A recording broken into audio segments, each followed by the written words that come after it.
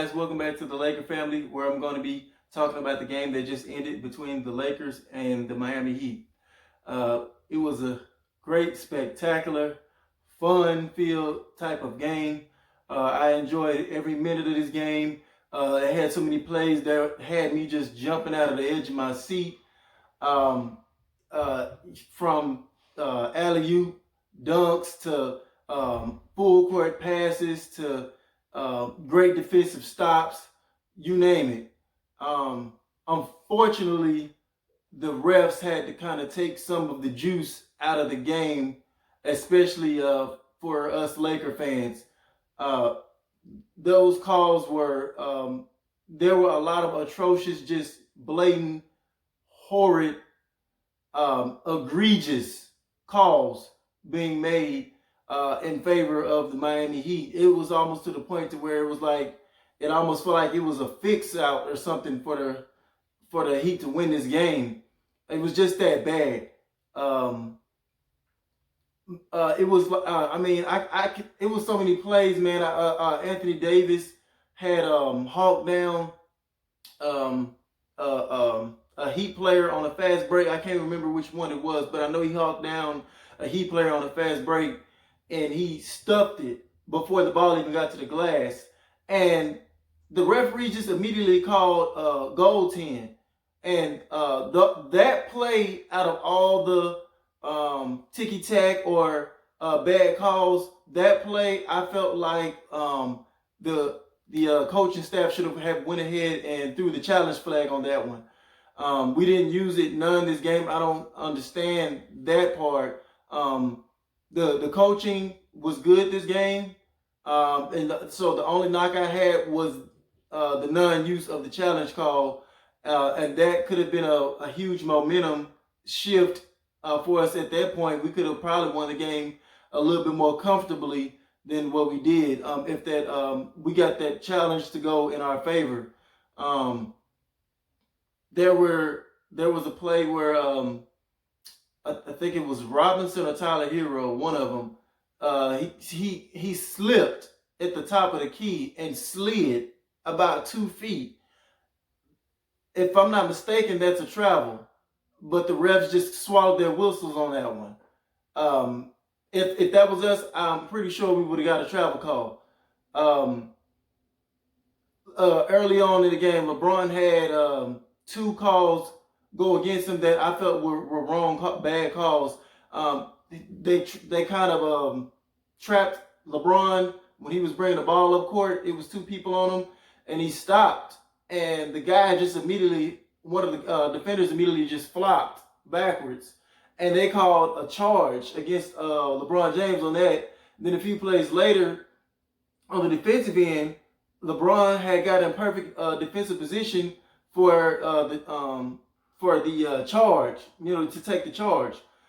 The referees called a blocking foul on LeBron, which was huge because, he had to go to the bench for a huge stretch right there. And the Miami Heat were able to kind of stay in the game. Stuff like that, referees can cause you a loss. And I'm not going to pin this close game being just on the refs, but they sure had a lot to do with it. Now, we didn't help ourselves with the turnover, the high rates of turnovers. It tells one thing, that we didn't take care of the ball, and we didn't play as well as we should have. But with that being said, on the other hand, that lets you know how well this team actually is, how great of a team this Laker team is, to be able to go on the road against in a hostile environment against a good, it's an above average Heat team that has not lost yet at home this season. We haven't lost yet on the road, but they haven't lost yet before this game on the road. So in that aspect, you knew this was going to be a tough game. So even though we played sloppy somewhat, we still showed our greatness to be able to still overcome 19 turnovers and still pulled this game out. Only shot 65% from the free throw line. Still pulled this game out. We shot 32% from the 3-point line, which is not terrible, but it could be better, and we still won. We held their 3-point shooters to only 30% from the 3-point range. That was big. But they were just killing us on fast break points. I think it was like plus 20 that they scored off of our turnovers on fast breaks after we turned the ball over. So they were just running the gun, and as soon as we turned the ball over. LeBron James started out just kind of lackadaisical with the ball, not really taking too much of care with the ball. It was like 2 or 3 times he came down the court. He tried to do a simple dribble move to get, to get past Jimmy Butler. Jimmy Butler wasn't even pressuring him, to try to poke the ball loose. None of that. He was giving LeBron James ground because that he wants LeBron to shoot. But LeBron was just giving the ball up like I don't know, like he just had a brain cramp, a brain fart or something like that, and just dribble the ball away. And he did it more than one time. And I'm like, what's going on? Did they party too much before this game? Because that's a lot of teams that goes down visits Miami Heat before they play them. They end up getting into a lot of extracurricular activities, and they're not ready for the game. So we started out kind of like that, like we had maybe partied or something. I don't know what, but we just didn't look right. Just all over the place. Oh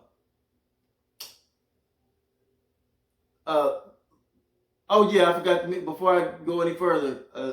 Those Laker jerseys are absolutely stunning. I have one on the way.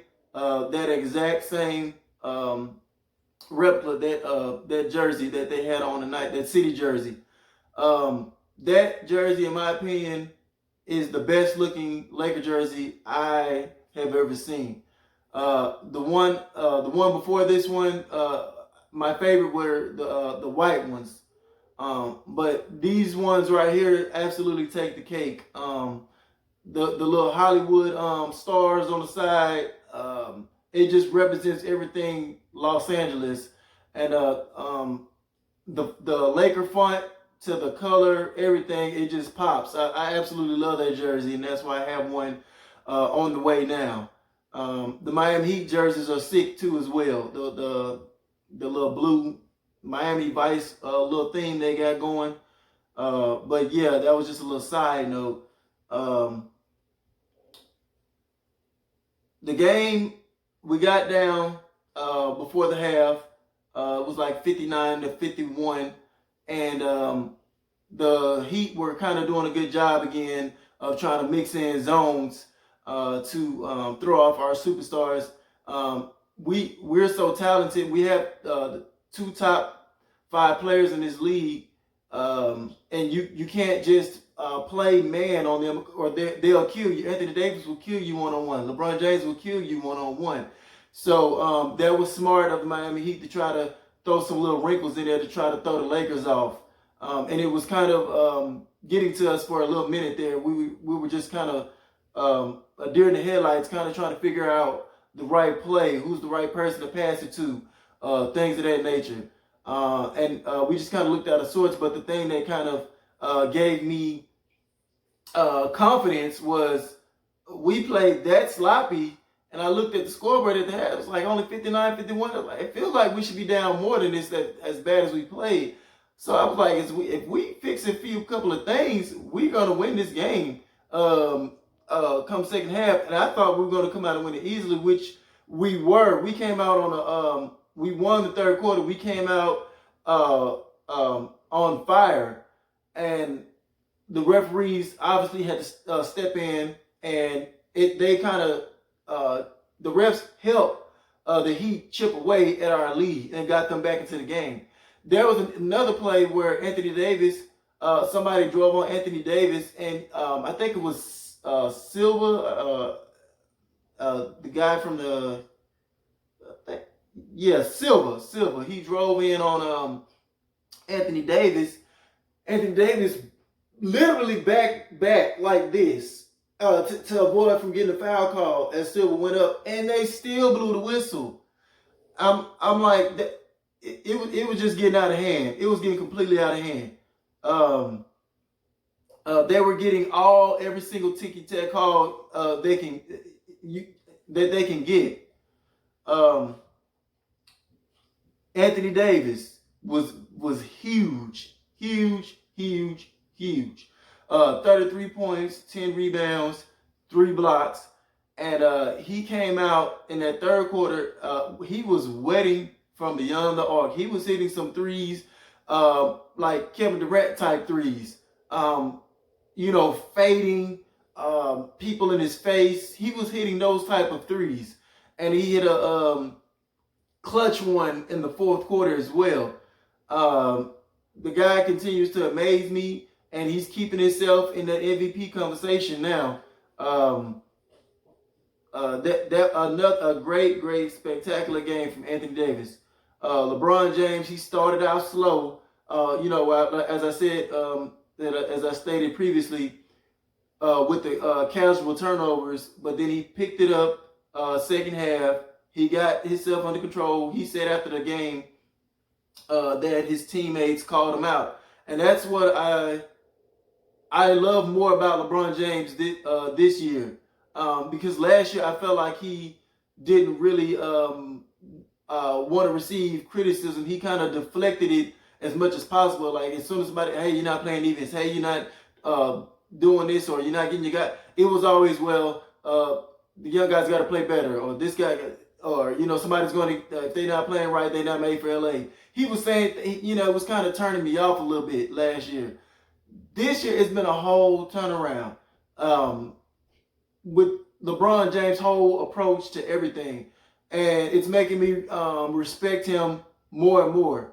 The fact that he's letting his teammates criticize or constructive criticism towards him, and he's taking heed of it and listening to his teammates, because as a leader you can it's easy for you to just delegate or bash or whatever the case may be without taking onus, but a true good leader takes a step back at times to reevaluate themselves, and they're good at taking in constructive criticism to help them become better at what they do. You can always get better at what you do, not just in basketball, but anything you're doing in life, if you just stay humble.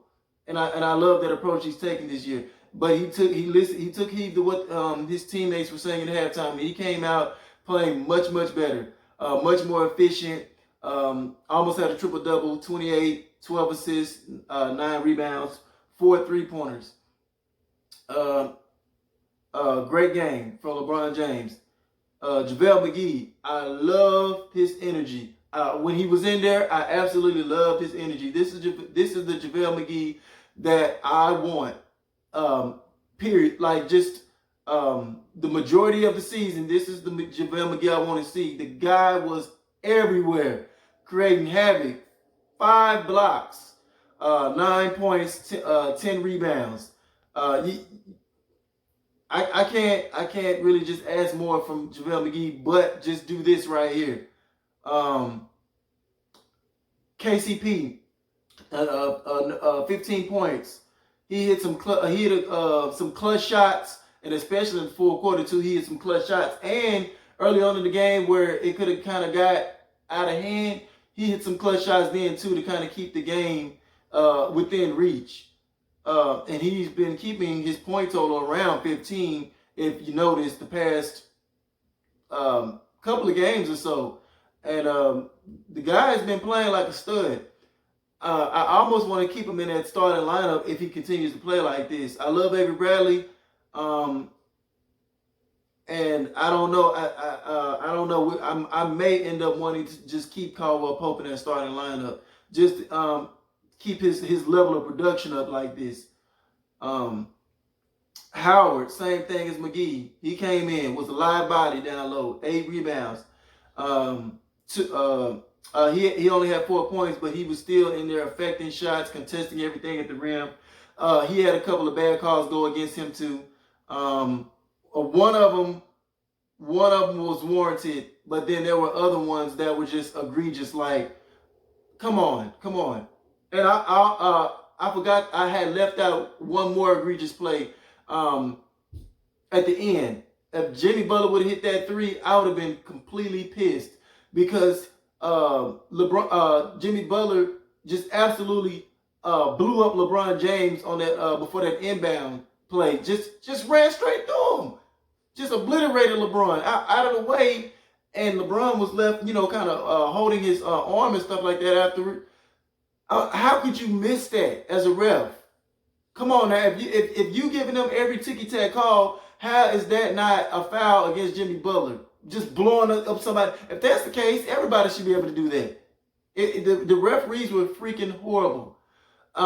If y'all agree that the referees were just absolutely stumped, drop a like on this video if y'all agree with that, because that was just completely horrible. Jared Dudley came in, gave us some good minutes defensively. He had a couple of steals. I love his hustle. He didn't really score. He had a 3-pointer, but much more of his impact was on the defensive end tonight, and I appreciate that hustle from Dudley. Bradley 10 points. Didn't make any 0 for 3 from 3. Like I said, the rest of the guys didn't really shoot too good from 3, other than LeBron and Anthony Davis. Rondo had an off game. He looked like he was a little bit discombobulated out there. We need Rondo to get back on his game, because that he was a -10 on the floor.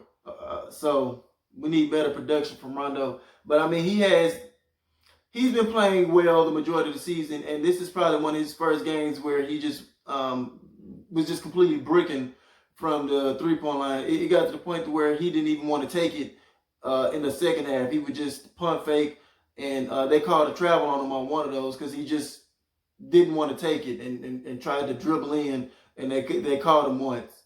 But I'm just our defense locked down when it was supposed to. They kept all these guys. Miami Heat has some great undrafted players, a couple of them from the G League, that has been lighting the league up, and the Lakers held them struggling. Hero 3 for 12, Robinson 3 for 8. Nunn, he started off hot, but then he ended up getting cold. I think he hit like a clutch 3 late to kind of pull the game closer.